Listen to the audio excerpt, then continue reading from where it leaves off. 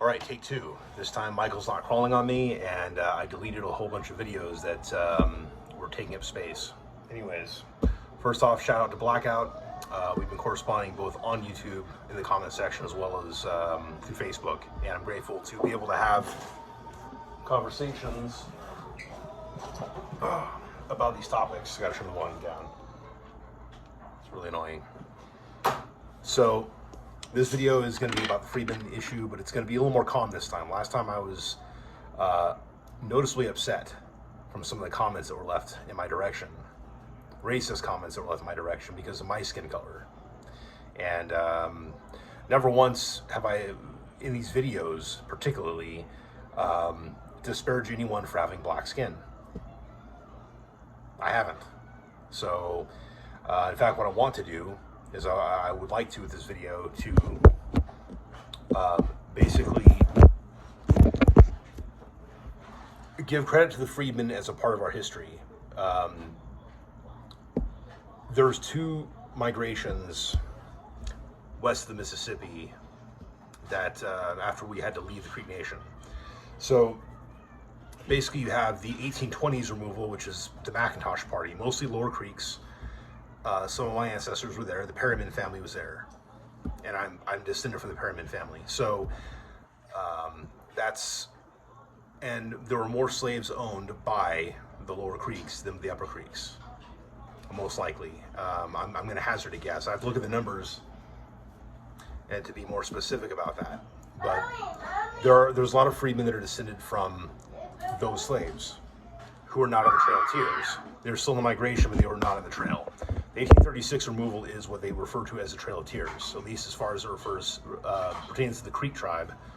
And but I'm going to say I have no doubt there were freedmen or ancestors of the freedmen that were on that particular trail as well. So either way, freedmen need to be recognized in the history of our tribe. So in no way, shape, or form do I want anybody to think that I'm not recognizing the freedmen as a part of our history. I don't want anyone to deny their place in our history.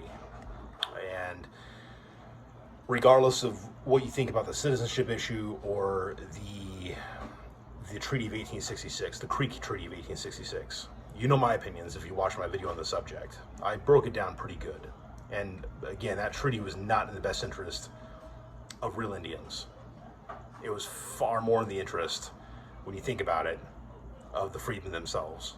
So the way I feel about it is, you know, like I mentioned probably in my last video, we got robbed by the federal government, and a lot of that was given to the freedmen, and that doesn't really help us out. So if we want to keep our citizenship to ourselves, we have every right to do that. And nobody should ever feel like, oh, we're just persecuting these poor innocent black people. No, we're not. No, we're not. If you feel that way, give us back your ancestral land. If you sold it, go buy it back and then give it to us, and then, you know, go from there. I mean, if you don't want to do that, I don't blame you. That's fine. But, you know, you don't get to demand citizenship from an Indian tribe. And again, Maxine Waters should not be trying to defund us because she doesn't like us. That's just too damn bad.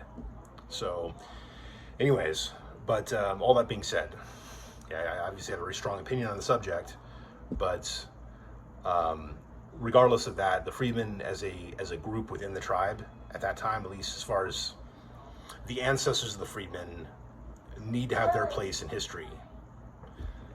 The Freedmen themselves also need to have a place in history. So the descendants of the slaves need to have their place in our history. And I think that if you know about the history, then you usually know these things. Not everybody does. There's a very generic viewpoint on what it means to be Native American.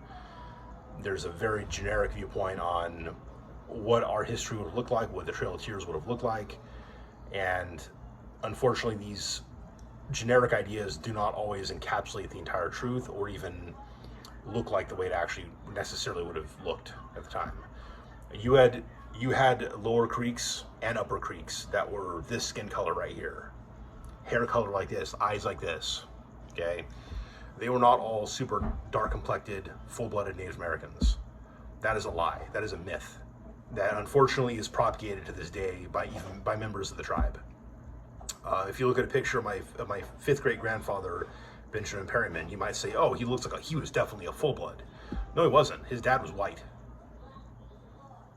Minowa, his dad, white. Apothihola, I believe his dad or grandfather was white. Red Eagle, who looked basically my skin tone, my hair color, darker eyes. Okay, he had as much white blood as I have. Okay, he had as much Creek blood as I have. Okay, and this guy was an Upper Creek hostile who fought Andrew Jackson. He's almost always portrayed, you know, in paintings and artwork as being like a full blood. This is not true. So we need to fix that. We need to fix that part of our history because it's just not correct. Okay. So yeah, Minowa, the one who stabbed, who carried the execution order against McIntosh. McIntosh also being a half-blood. Okay. McIntosh's dad was a Scotsman. Alexander MacGillivray's dad was a Scotsman. Alexander MacGillivray's mommy's dad was French. And they have a lot of descendants in the tribe, both west of Mississippi and in the Porch Band. So, I mean, if we're gonna be honest about our history, we always had mixed bloods, you know, and there never was such thing as a full blood until the federal government got involved in that. So, my great grandma was legally a full blood. She wasn't really a full blood. She looked like a full blood. She looked full blood Indian, but she wasn't. She just legally was. She was legally 4/4. You know, that's, you know, the way it is. But if your last name's Marshall or McIntosh or, you know, any of those names, guaranteed you got some white blood. If your last name's Perryman, you know, I mean, you have white blood. It's the reality. And in some of these cases, you might have black blood. And that's just the way it is. So, so yeah, I am not disparaging anybody for having a different skin color. I expect people to show the same level of respect. Okay, if you can't do that, you're going to get the negative comments that I left. Because what's good for the goose is good for the gander in my world. Okay, racism goes every direction. So keep that in mind. All right, but yes, I do want to see the Freedmen having a place in history because I think history is important.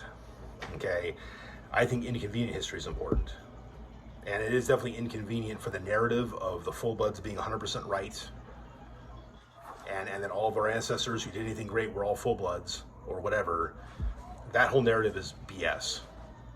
And you know, so anyways,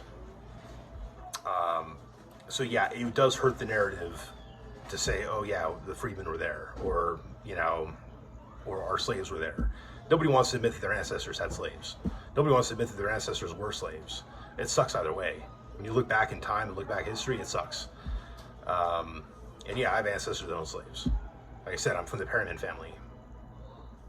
So, and regardless of how good they were, comparatively speaking, to their slaves, they still own slaves. And for a lot of people, nothing will ever be right in their world when it comes to the Perrymans or any other family that happen to own other human beings. And yeah, it's terrible.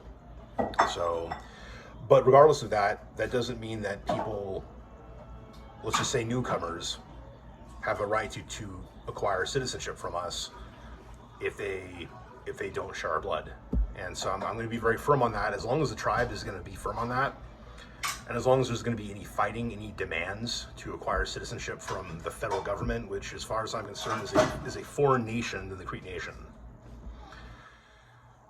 And yes, I'm a proud American, but at the same time, I'm a proud Muskogee Indian. So the federal government has no right to demand that we bring the Freedmen back in, the way I see it. So anybody who thinks that doesn't believe in the sovereignty of our people and basically wants to continue taking and taking and taking and taking from us instead of recognizing that we have rights just like anybody else, and even more so because this was our country first. So anyways, wish you all well. Thank you all for listening, and let me know what your thoughts are. Please keep the comments respectful. Like I said, racism goes every direction. I don't care what your skin color is.